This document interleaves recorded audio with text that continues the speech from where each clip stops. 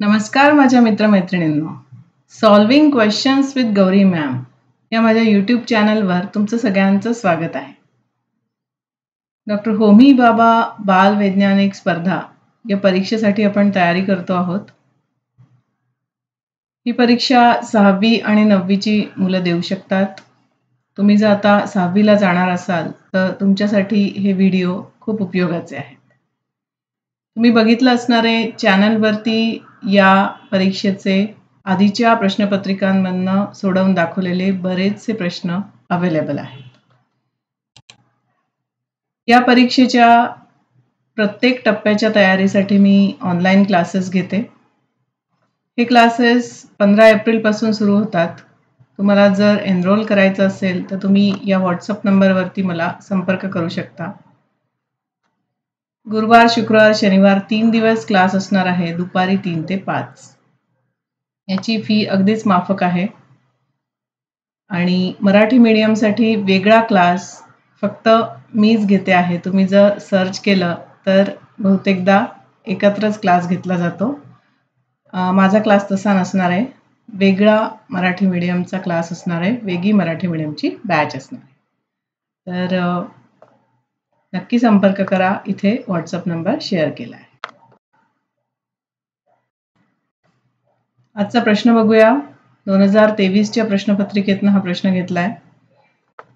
ग्रासिकेनंतर व लहान आतड्याच्या आधी येणारा अन्ननलिकेचा भाग म्हणजे यकृत, जठर, स्वादुपिंड, मोठं आतडं. यासाठी आपल्याला मानवी पचन संस्था नीट माहिती असायला हवी.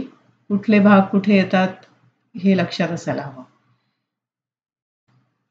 एकदा रिवाइज करूया बघा.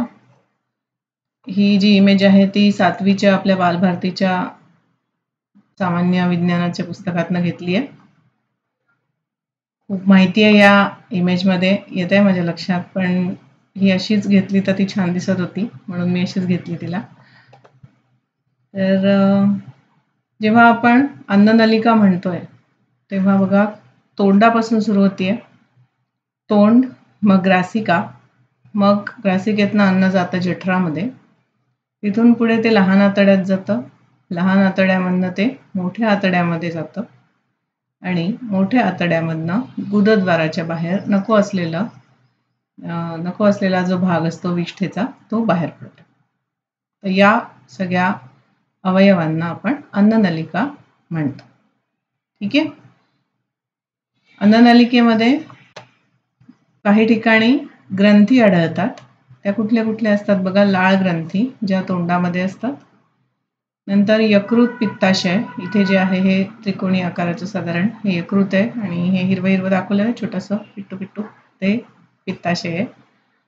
ते यकृताचा असिस्टंट असतं जसं काही. आणि स्वादुपिंड हे जे पिवळं पानाच्या आकाराचं दिसतंय ते स्वादुपिंड आहे. अशा 3 ग्रंथी या पचन संस्थेमध्ये काम करतात. आलं लक्षात? या सिक्वेन्सनी हे सगळे अवयव असतात.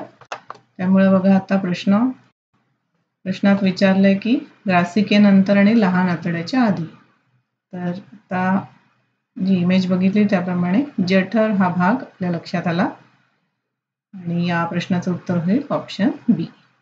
ठीक आहे. चला तर मग आजचा व्हिडिओ इथेच थांबवते आहे. असेच अजूनही सॉल्व्ड MCQs घेऊन येणार आहे. चॅनलला बघत राहा, चॅनलला सबस्क्राईब करा आणि जर तुम्ही ही परीक्षा देणार असाल नक्की क्लास जॉईन करा. All the best. Thanks for watching.